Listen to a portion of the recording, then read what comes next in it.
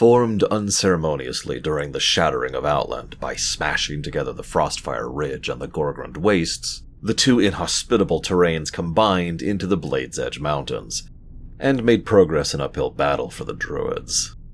The final true center of Cenarian expedition efforts on Outland, they were harassed and harried by the nearby scattered Arakoa, ogres, and a group calling themselves the Worm Cult.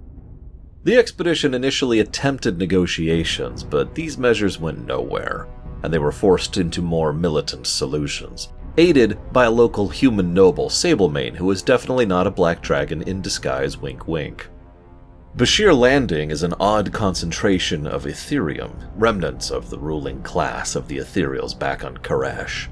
Bashir himself was working with Kael'thas's forces to smuggle monocells from the Mekanar to the Magister's Terrace. If one recalls, these shipments used to be done more openly, and were distributed to the greater citizenry survivors of Silvermoon. There were, of course, Legion forces here. Just thought you should know. The champion of the Horde, Rexar, was present in Outland for a very personal reason. He was seeking any remnant of his old people, the Mokhnathal. The Mokhnathal were the results of deliberate slave breeding by the Bladespire ogres to build disposable shock troops and supplement their worker force.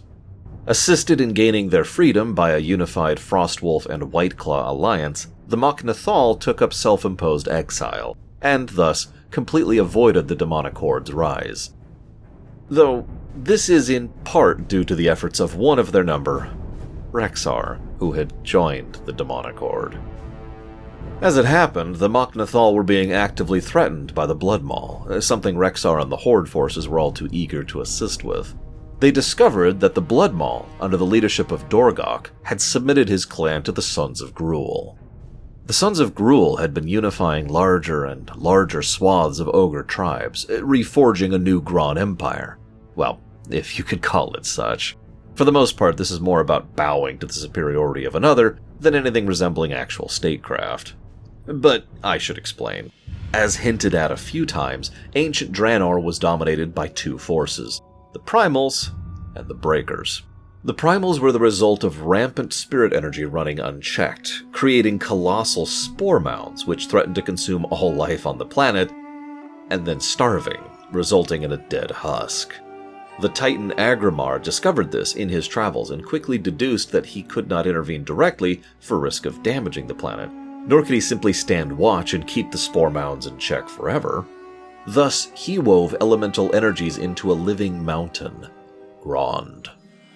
Grond fought with the spore mounds, dying in the process, but his shattered pieces rose as the Colossals, which carried on the fight and were able to smash the remainder of the spore mounds.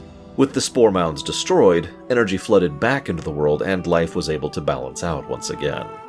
The Colossals are all long dead, but from them came the Magnaron, terrifying elemental giants, and from then, the Graan, the Ogron, the Ogres, and finally the Orcs. This racial line was collectively known as the Breakers. In modern times, all the Magnaron are long since dead, their executions dictated by the demonic horde, though a few scarce Graan and Ogron were able to survive this purge under the cunning leadership of a particularly powerful Graan named Gruul. Gruul bided his time until the demonic horde was spent or burnt, and was now poised to rise once again. Each of his sons were distributed across Outland and served as lieutenants in his burgeoning empire.